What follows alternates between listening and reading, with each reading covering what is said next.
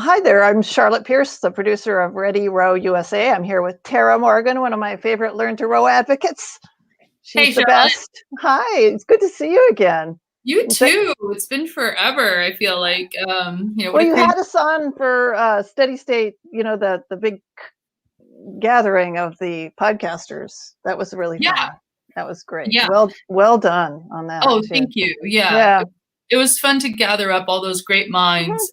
We're all trying to do the same thing, create great hmm rowers. Yeah, Yep.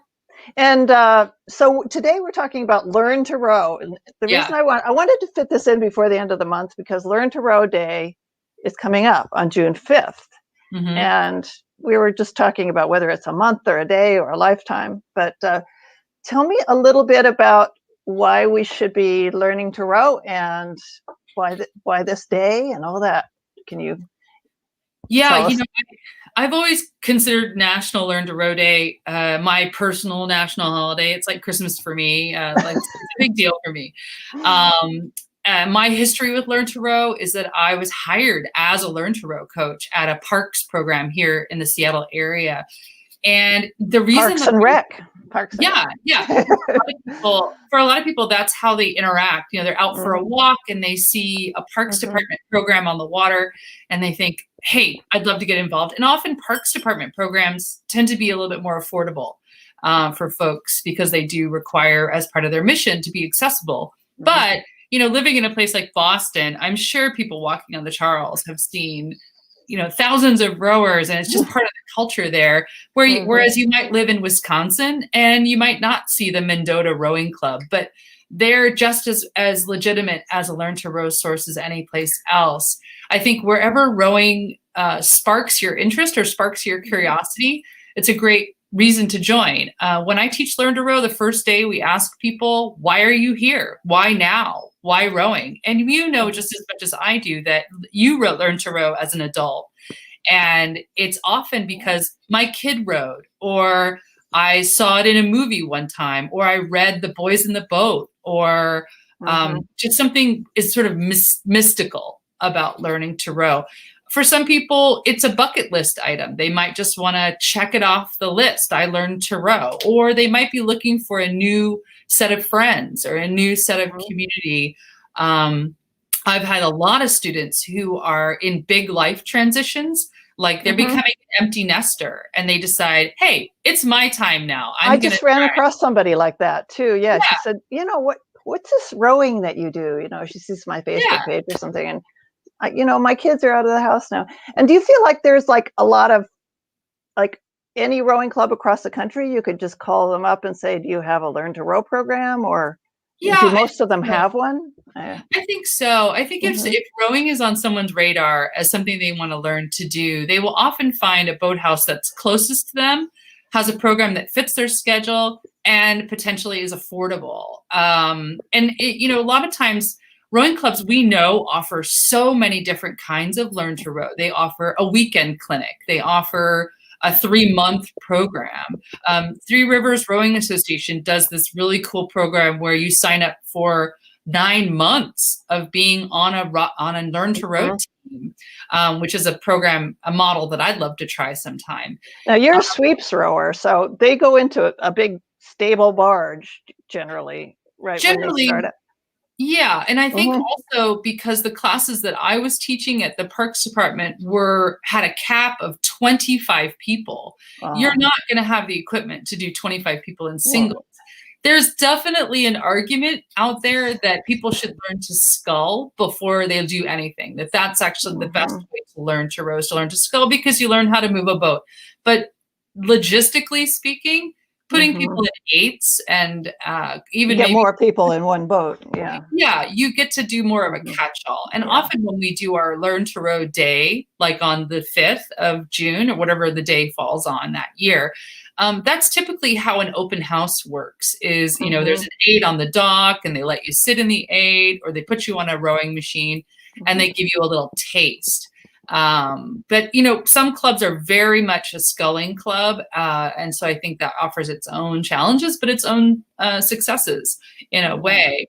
My MO when I teach Learn to Row is to create happy, motivated rowers mhm, who can walk into any boathouse in the world and know what the equipment is called and fall into place.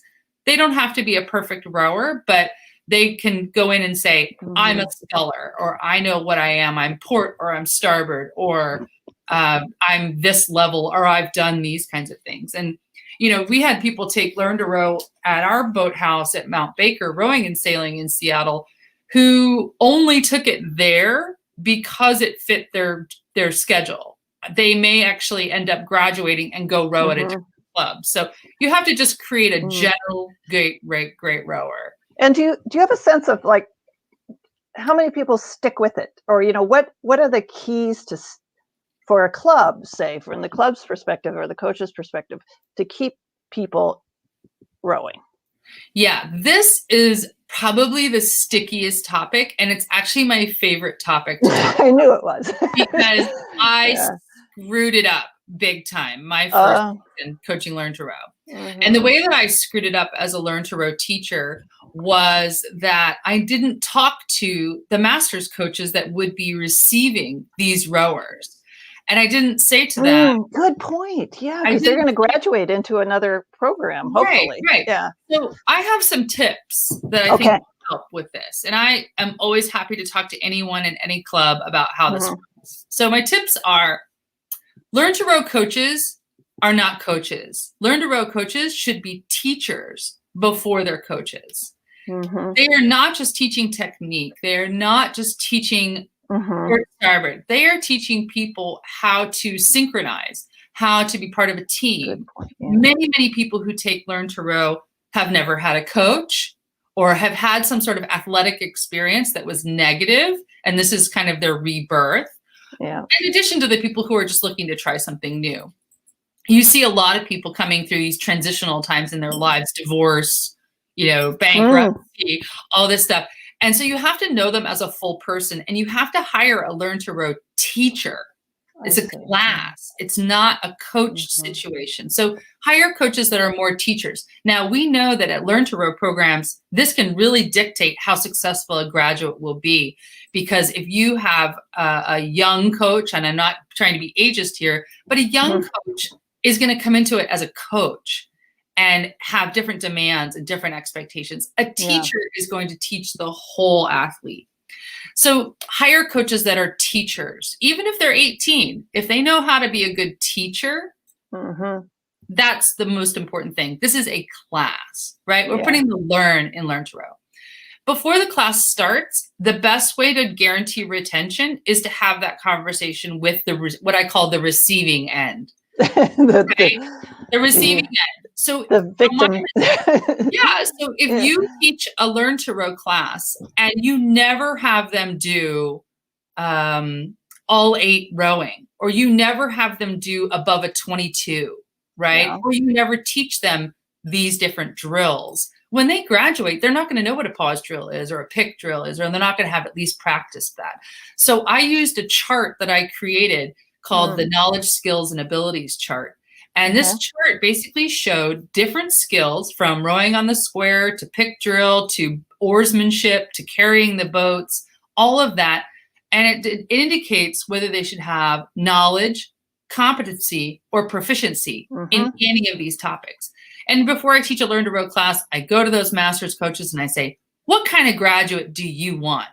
I don't want to graduate a project into your world.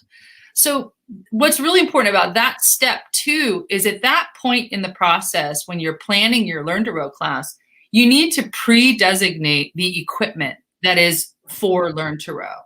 And you need to post this information in your boathouse. These 8s, these 4s, these quads, and these singles and doubles are for Learn to Row. So the morning of practice at 5:30 in the morning, if they're showing up, there's not confusion and saying, oh, we don't have any boats to use. This has happened to me before. We've arrived. What if you've got a club with a really small, like 4 boats or something, is there... you need to designate the oars, designate the equipment, and then post that information. So if you're using iCrew, for instance, and a coach is putting together lineups the night before for a master's program that's happening at the same time as Learn to Row, they know they can't use those boats, or those boats are their lowest priority. Okay. Right. Now we have a question. I'm sorry to interrupt you. Just from the rower's perspective, Lily is wondering, is commenting that accessibility and costs are super restrictive. So you might have, like at CRI, which is behind me in this picture, it's 100 or 230 or something for the facilities fee. Is that something that you have? Definitely.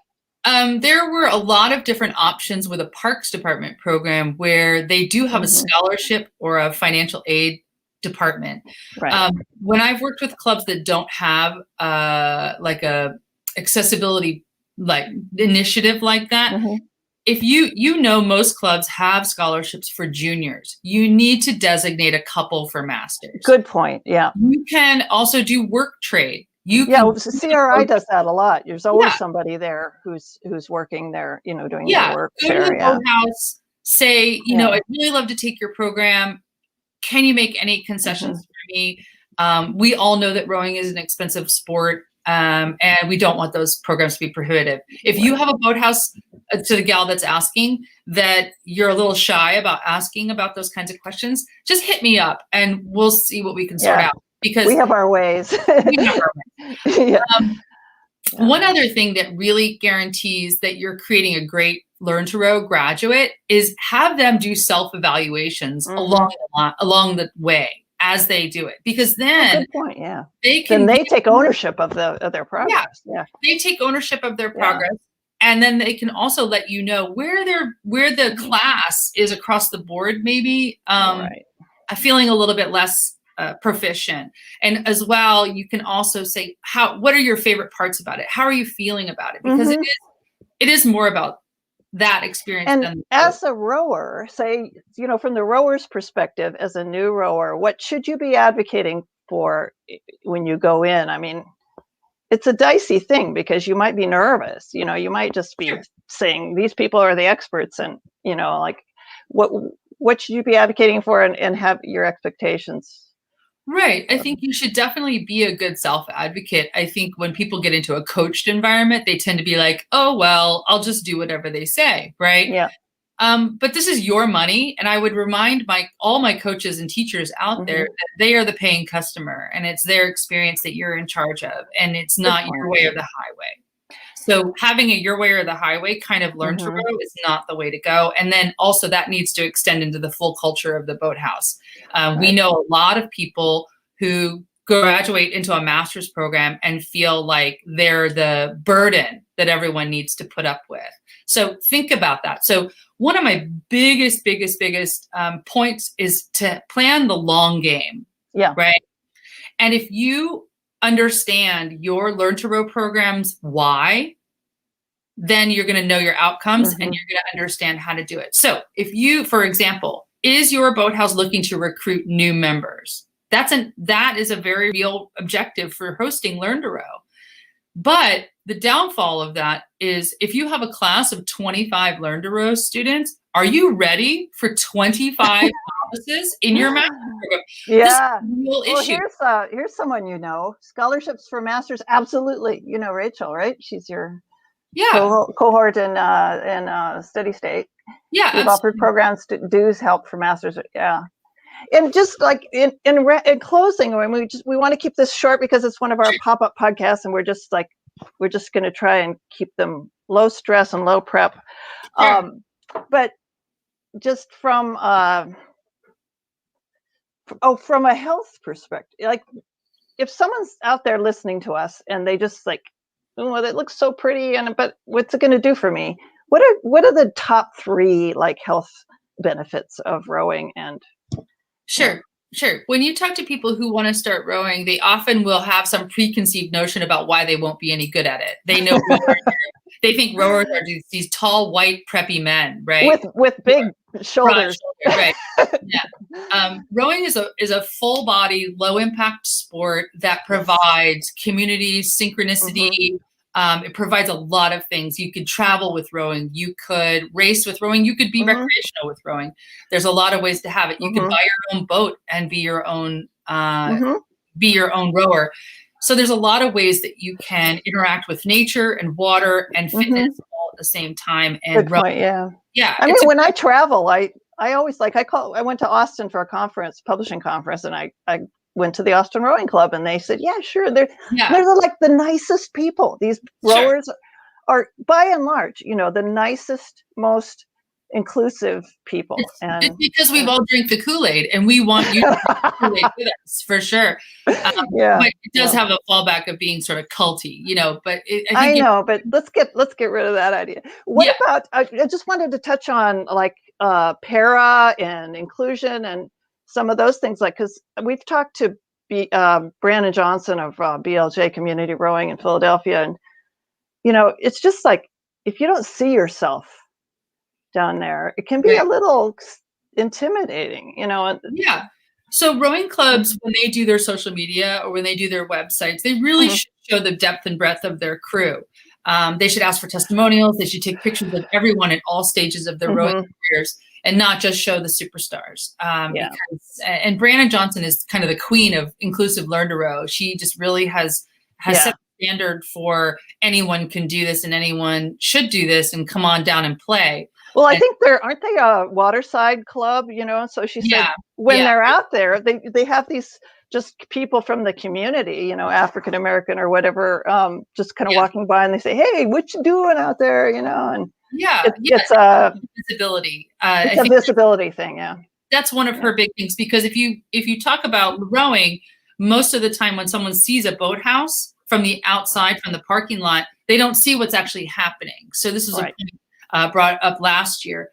Show people what's on the other side of the boathouse. Like, they can't see what's over there. So visibility is a big thing, and seeing yourself out there. So for para or for inclusive, and even for people who have a perception that they won't be good at it or they fit in, just go take a tour. You don't have to wait for a class to start. Go take a tour, knock on the door, say, hey, can I take a look around? And I'll bet you 5 people will try to recruit you on the spot. We do that. Yeah, we always try to when you're a member of a club, you should be mindful of that too. Look for the new, and people just kind of scope it out. But listen, Tara, how can people get a hold of you if they need more advice on Learn to Row?